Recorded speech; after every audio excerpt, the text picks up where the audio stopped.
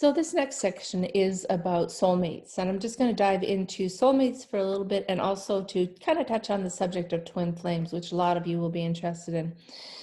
The first thing about soulmates is you will have a lot of soulmates in your lifetime. Whether they are your best friend or whether it's a romantic relationship, your mother, your friend, like I said, your friend or a colleague or somebody. There's just a resonance that happens with people, and they feel like they've known each other before, and they feel like they're here to help each other. And they have a season. Everybody has a season in their life and that sort of thing. And so the relationship might come and it might stay, but it might also go. And then there's the twin flame, and I'm just going to touch on that one for a second. Twin flames are those who have come to teach you something. They're here because they are actually I will really believe that they are your true soulmate. In both cases, you may have met each other in other lifetimes, and the twin flame is here to teach you, and they're also here to learn themselves. So while you're going through life with a twin flame, you may be really wanting to be together, and there may be various reasons why you can't be together.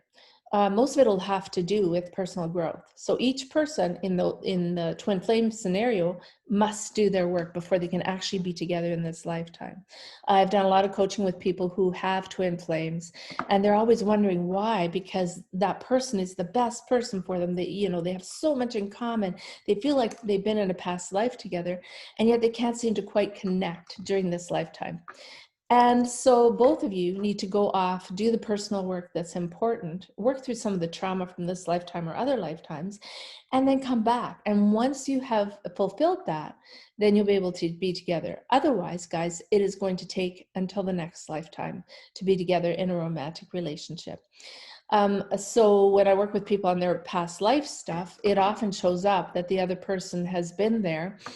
That is their soulmate rather than their twin flame. And then twin flames show up in a very different way than the soulmate does in that scenario. So whenever I'm doing past life, it's really fun because then I get to see what's what with each one of them.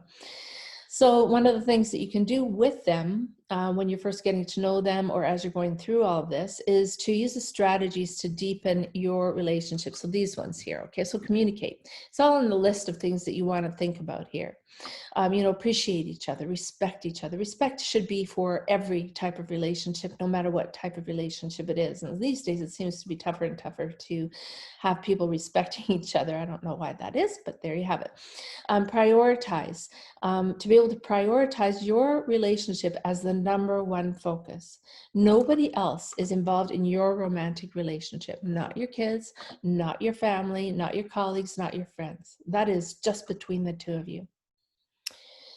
And if you don't want to work on the relationship that you might be finding yourself in, then you want to know why. Why don't you want to work on that relationship? What is it about that person that has you not really wanting to go ahead with them?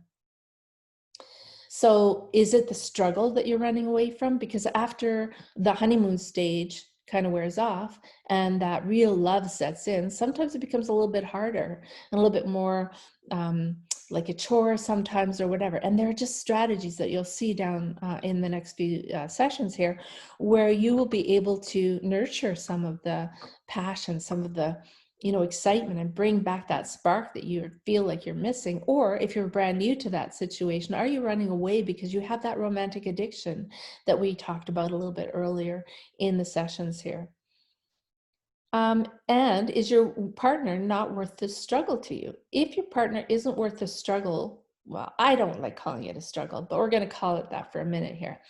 If your partner isn't worth the work that is required to be able to continue the relationship into the final years of your life, then why are you there?